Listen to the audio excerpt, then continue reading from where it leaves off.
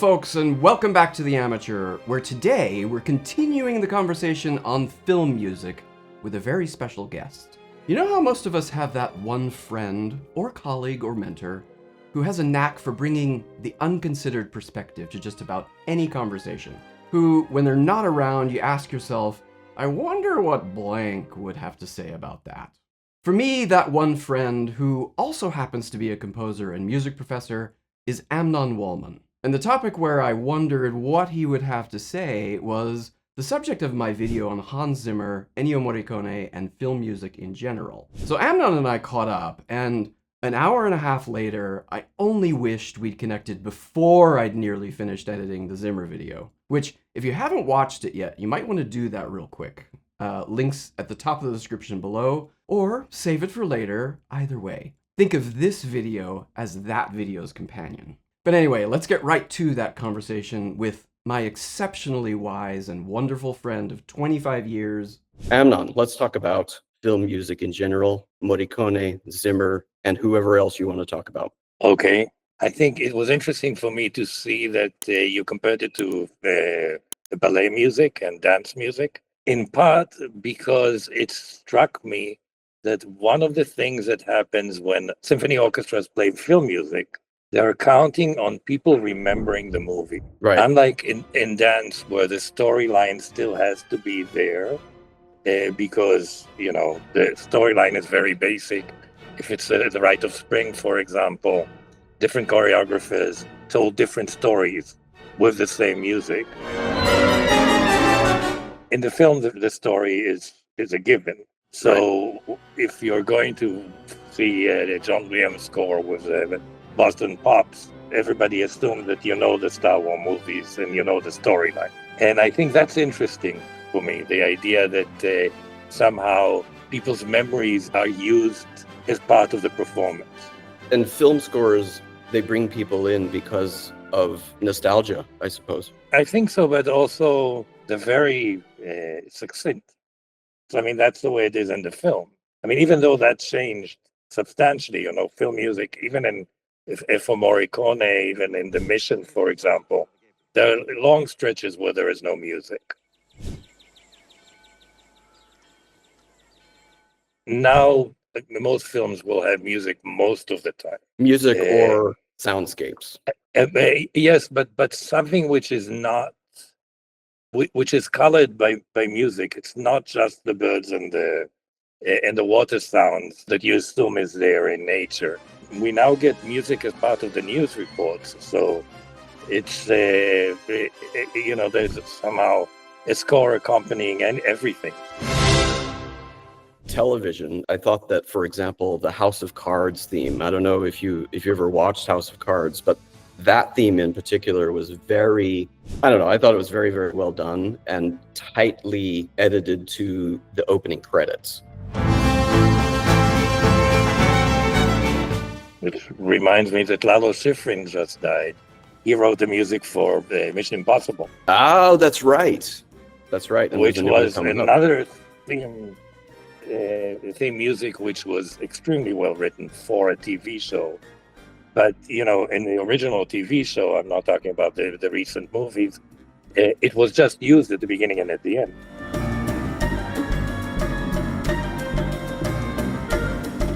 Going back to your video, one of the composers who I've kept thinking about is Verdi. And Verdi, I think, was a huge influence. And I think you can hear it in the melodies. The Trite melodies come from Verdi's operas, I think.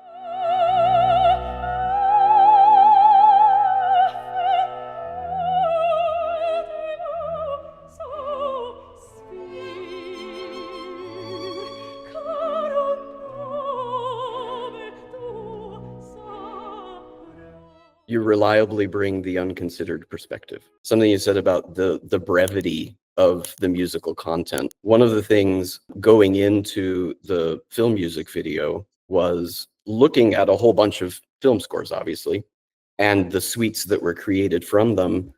And most of them are very short. Let's just take Jaws, for example. You have the thematic music that everybody knows with the cello basses, etc. in the beginning.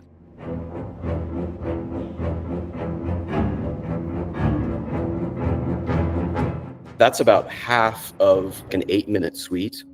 And then the second half of it is one of the better fugues that I've ever heard in a film score. And it's a fantastic piece of music by John Williams that I think when you're watching the movie, it doesn't stand out very much, but when you listen to it in isolation, it's actually a really sophisticated piece of music.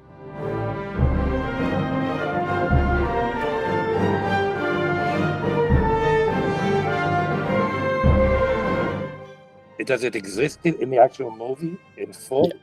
It does. Yeah, the Okay. whole score. It's a whole montage sequence where they're preparing to sort of go out to battle the shark. Okay. One of the things that happens, is that the film composer writes the music, but it is actually the director and the editor who decide where the music is going to fall and how much Mhm. of the music which was recorded in the studio is actually going to have be in the film. Right.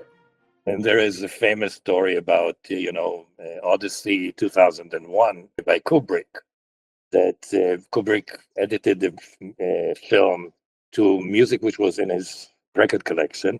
Yeah. And there was a composer who was paid and told to write the music for the film, who recorded the music for the film with the London Symphony Orchestra. And then Kubrick was given the score, put the score with the film, decided he didn't like it, and never used it. What he ended up using was all the music that we know.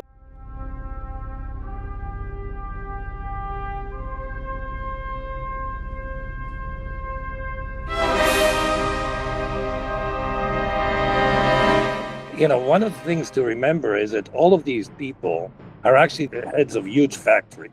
I actually interviewed or tried to interview for a position at Morricone studio in 88. I was in Italy and I got a connection there and went to the studio, and the assistant to Morricone, the guy who ran the studio, basically told me, you do realize that there are about 40 people working here writing music. I also have met at one point in time the orchestrator for John Williams. He also had a fairly big factory. And of course, Danny Elfman is another example of somebody who has a huge group of people working for him. Danny Elfman is sort of famous because he doesn't read and write, or the story is that he doesn't read and write music. Right. So he needs all these people in order to, he improvises something or creates something while playing it, and then he needs somebody else to come in and write it down and then orchestrate. Of course, and this I say emphatically, it's still their music. It's still their taste, which is the bottom line. The story that Danny Elfman tells about the Batman theme is that it came to him while he was on a transatlantic flight or something. It hit me on a 747 coming home from the Gotham City set, and I heard the beginning of the score. And at that moment, it was just nothing but me and a Sony tape recorder. I had no keyboard. I had no access to anything. I couldn't make voice notes next to the guy sitting next to me. So I kept running into the bathroom. And every time I got into the bathroom, I would stay there about 5 minutes and I would do some notes and try to open the door, and I'd come out and there's a flight attendant. Sir, are you okay? I'm fine. I'm fine. There's one other name that I would like to throw in that you didn't mention, and that's Nino Rota. Yes. Nino Rota, the big Italian composer before Morricone, who did the film music for Fellini. He put a stamp on something that we now call Italian music.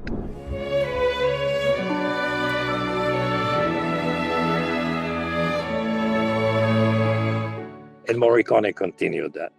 Everybody Right. knows the Godfather theme. It swims in our heads. I think the Godfather theme was written by the director's father. This is Francis Nic- Ford Nic- Coppola's Nicolas- father. Yeah, Coppola's father and Nicolas Cage's grandfather. I had no idea.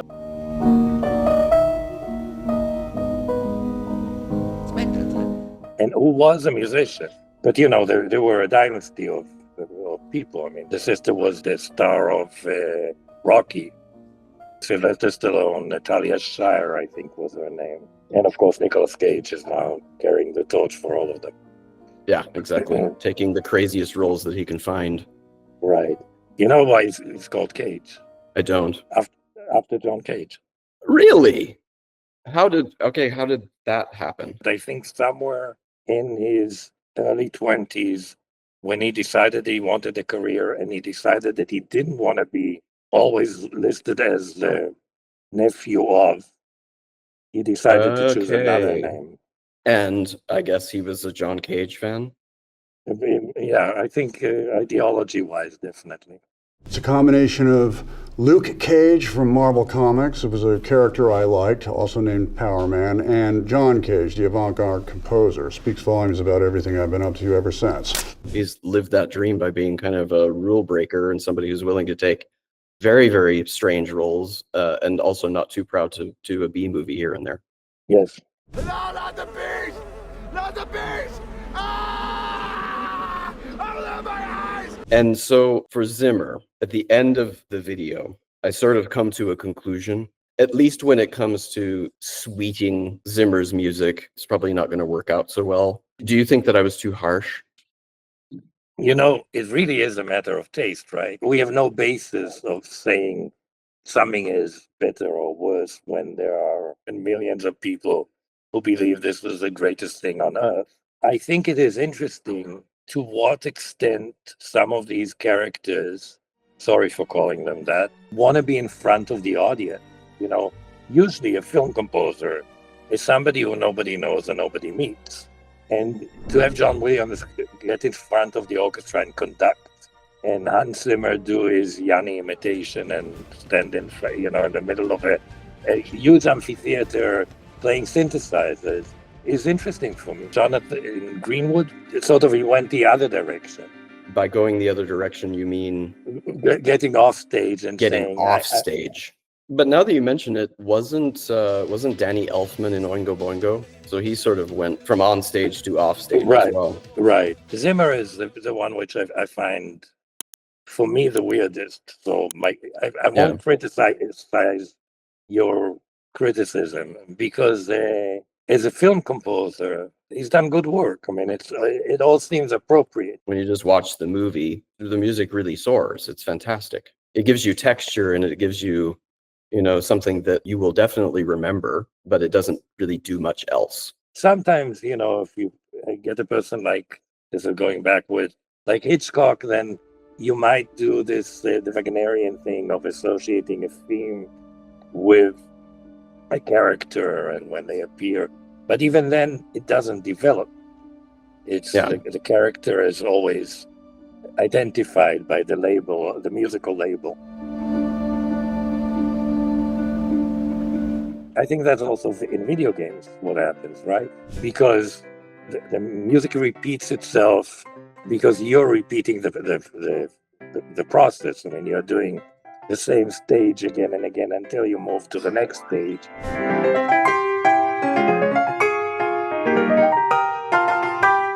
The repeatedness of the music is somehow a quality. I think classical musicians are interested more in a dramatic unfolding in the music itself. One of the things which I think is interesting is what's happening to classical music as a result. You suddenly have radio stations playing only one movement. Right, because attention spans continually are drifting shorter. And people who are interested in the narrative within the piece are becoming more and more of a minority. I think the only place which is somewhat different is the opera. I think the opera, because of the theater and because of the narrative, has still a living which is close to what it was in the classical music tradition. Yeah. I think symphony orchestras are changing. In what ways? Because symphony orchestras have been, for the last, 110 years or so, playing music which the audience knows. And more so, if 100 years ago, people knew the Beethoven symphonies somewhat, by the end of the 20th century, most of the people who wanted to knew the symphonies just as well as the musicians on stage. And when they went to hear the New York Phil, it was to hear a piece they knew. But because people know less and less of that repertoire, the orchestras have to play things which people know.